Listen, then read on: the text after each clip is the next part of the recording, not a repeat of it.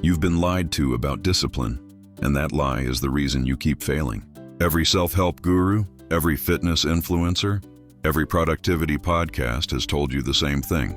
If you can't stay disciplined, you're weak. You just don't want it enough. You need to be harder on yourself. And you believed them. So you tried harder. You set alarms, made schedules, bought a new notebook, told yourself, this time it's different. And then, 3 days later, you're right back where you started. Scrolling, avoiding, hating yourself a little more than before. Here's what nobody told you.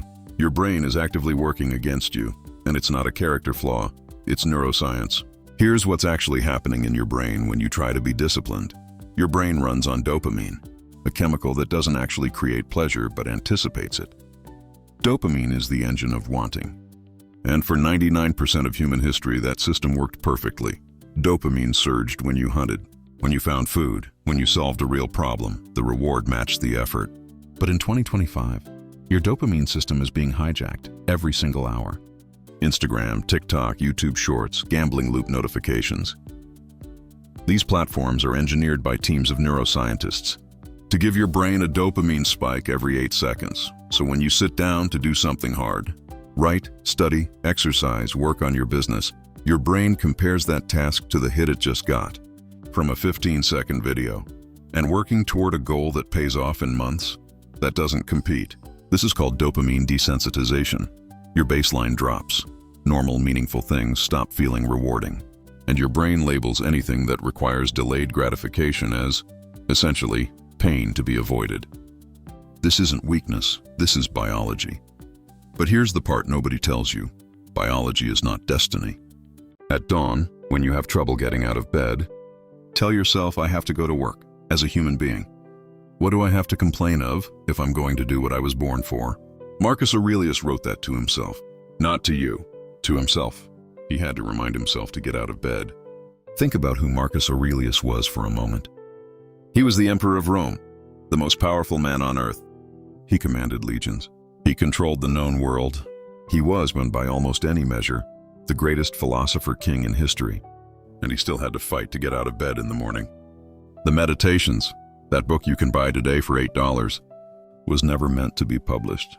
It was his private journal. A man at the absolute peak of human power, writing to himself every single day, get up, do your work, don't make excuses. Discipline was never about having some gene that makes effort feel easy. It was never about not feeling the resistance. Marcus felt it every single morning. The difference is, he knew the resistance was coming, and he had systems to meet it. That's what Stoicism actually is. Not cold detachment, not suppressing emotion. It's a technology for the mind. A set of daily practices built to help humans act well even when their biology screams otherwise. The solution, 3 Stoic habits. So here are 3 habits, grounded in Stoic philosophy, backed by modern neuroscience, that actually rebuild discipline, not through punishment, through architecture. The morning premeditation, design your day. Before the day designs you.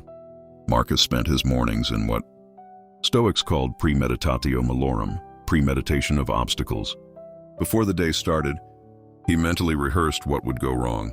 Traffic, difficult people. His own laziness, not to catastrophize, to neutralize. When you write down the 3 things that will derail you today, they lose their ambush power. Your only job, write it down before you touch your phone. Even 2 minutes counts. Dopamine fasting, reset the baseline. You can't out-discipline a hijacked reward system. You have to reset it. Every morning, before any screen, any music, any stimulation, do 20 minutes of boredom. Sit, walk without headphones, eat breakfast without content. This isn't punishment. This is letting your dopamine baseline rise so that real work feels rewarding again. 3 days of this, and you will notice the difference. 2 weeks and it rewires. The evening ledger, the Stoic self-audit. Seneca wrote every evening, what did I do badly? What did I do well? What could I have done better? Not to shame himself, to close the loop. Neuroscience calls this implementation intention. Reviewing your actions concretely accelerates the formation of disciplined habits by up to 40% in clinical studies. 2 minutes, 3 questions, every night. That's it. Marcus Aurelius had no Instagram, no notification badge pulling at his dopamine, and he still had to write reminders to himself to get up and do the work. You are not weak. You are not lazy. You are a human nervous system in an environment that was designed by billion-dollar companies to make discipline nearly impossible. But here's what Marcus knew, and what you now know too. Awareness is the first move. The resistance is not evidence of your failure. It's just weather. And you can learn to dress for it. If this hit differently, subscribe. I put out one video a week on Stoic philosophy and the science of the mind. No fluff, no hype. And if you want to go deeper, I linked Marcus Aurelius's meditations in the description. Read 10 pages. You'll understand why 2,000 years later, we're still quoting a Roman emperor's private diary. I'll see you in the next one.